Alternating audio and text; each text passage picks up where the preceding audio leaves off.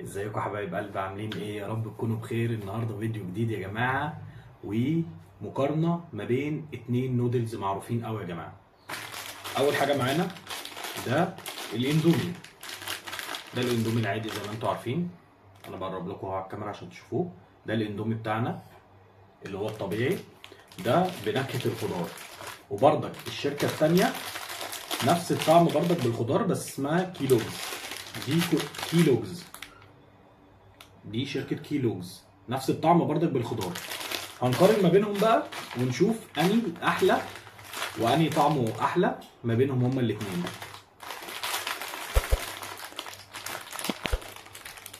زي ما انتم شايفين كده هنقارن ما بينهم ونشوف انهي الاحلى. الاول هعمل الاندومي، بعد كده هعمل الكيلوجز واقول لكم فرق الطعم ما بينهم وتقييمي ايه في الاتنين. تمام؟ يلا بينا عشان نروح نعملهم ونقول لكم راينا. يلا بينا. ورجعنا تاني يا جماعه بعد ما عملناهم بقى الاتنين. ده كده شكل الاندومي بعد ما اتعمل. ده كيس الاندومي يا جماعه الخضار، وده كيس الكيلوجز بطعم الخضار برضك. تمام؟ اللي انا بقى لاحظته يا جماعه ان الاندومي محتويات كيس الاندومي كيس بهارات بس. تمام؟ محتويات كيس الكيلوجز معلش اصل النطق بتاع الكلمه بتاعت الكيلوجز غريبه شويه. فالكيلوجز يا جماعه التوابل بتاعته كيس توابل معاه كيس شطه. ده الفرق ما بينهم. تمام؟ هندوق دلوقتي يا جماعه الاندومي اهو ونشوف ايه تقييمه، وهنشوف دنيته ايه وطعمه ايه بالظبط، هنقول لكم رايي. بسم الله الرحمن الرحيم. ده كده الاندومي.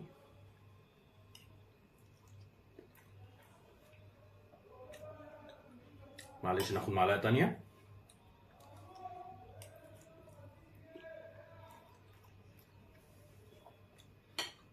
طعمه جميل جدا، 10/10، والتوابل بتاعته مظبوطه، وطعم يعني الصراحه معروف، يعني طعم الاندومي يعني جميل قوي الصراحه.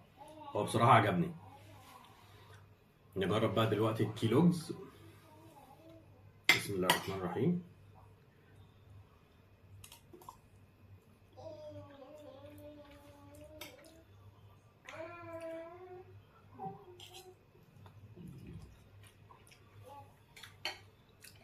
ده تحس ان هو فيه سنه ليمون زياده كده، التوابل اقوى شويه، وتحس برضك ان هو مصفر شويه، يعني مصفر شويه، غامق شويه الاصفرار عشان التوابل يعني الزياده اللي فيه والشطه. والاندومي فاتح شويه. بصراحه الاتنين طعمهم حلو جدا، عجبوني يعني بصراحه. حتى برضك الكيلوجز ده عجبني بصراحه، طعمهم جميل قوي الاتنين. تقييمي بقى يا جماعه في الطعم ده بالذات في الخضار، الكيلوجز اديله 10/10 بصراحه. في الطعم بتاع الخضار التوابل بتاعته جميله، وتحس فيها سنه ليمون كده، ومع الشطه ظابطه جامد قوي. الاندومي حلو برضك وكل حاجه، بس انا هديله تقييم 8/10 بصراحه. ما عجبنيش قوي زي الكيلوجز. هي الاندومي فيه اطعمه تانية احلى بكتير، بس انا بتكلم عن الطعم ده.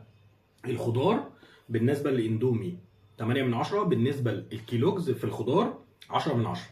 بنصحكم بيه يا جماعه، انصحكم ان انتوا تاكلوا تجربوا كيلوجز بطعم الخضار، هيعجبكم قوي بصراحه. طعمه جميل جدا، ويعني حاجه بصراحه هتعجبكم جدا، والكواليتي بتاعها حلو والطعم بتاعها جميل جدا.